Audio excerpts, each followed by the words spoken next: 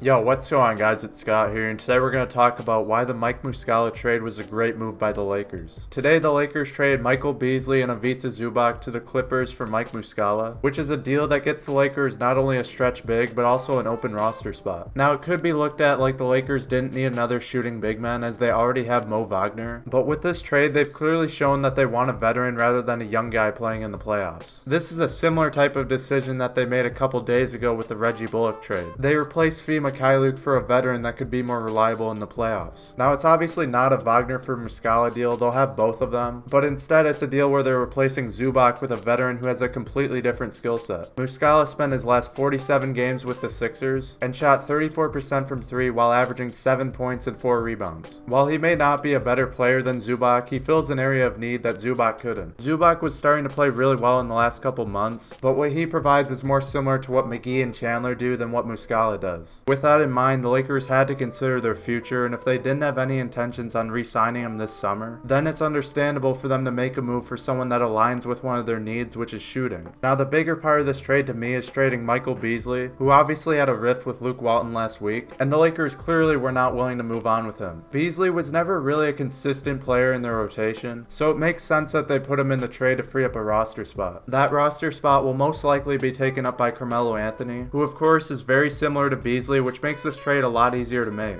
Melo should have a free opportunity now to come off the bench for the Lakers and try to regain his stock in the NBA. The main reason why the Lakers needed to make this trade, besides all the technicalities like roster spots and offseason transactions, is that they simply needed a change. Things were starting to go downhill, and even if their recent struggles don't involve any players in particular, this should spark some life into the team by adding a couple new faces. The Cavs had a very similar situation happen when LeBron was still with them, where they traded almost half their roster for fresh talent looking for an opportunity. They immediately went on to win a couple games against the Celtics and Thunder, and eventually made it to the finals. Muscala will probably see the same amount of minutes he did with the Sixers, but the season prior to that he was coming off the bench for the rebuilding Hawks. Reggie Bullock has played just 27 minutes in the playoffs throughout his career, and should definitely be motivated to play with LeBron and potentially getting a lot of minutes in the playoffs. Carmelo Anthony, if he's signed, hasn't been able to find a good fit these last couple seasons, and should be motivated to play with LeBron, but also to just play basketball again since he hasn't been able to for 3 months. The core components of the Lakers are still around, and it might not spark as much change for them as it did for the Cavs, but everyone should be relieved that the trade deadline is finally passed and they can focus solely on basketball. Even if this trade doesn't move the needle for the Lakers on paper, it should still help them get back in the swing of things, and that's why this was a great move for them. That's all I have for this video, guys. I hope you enjoyed. If you want to see more daily Laker content like this, then make sure you subscribe and leave a like if you enjoyed the video, and thanks for watching.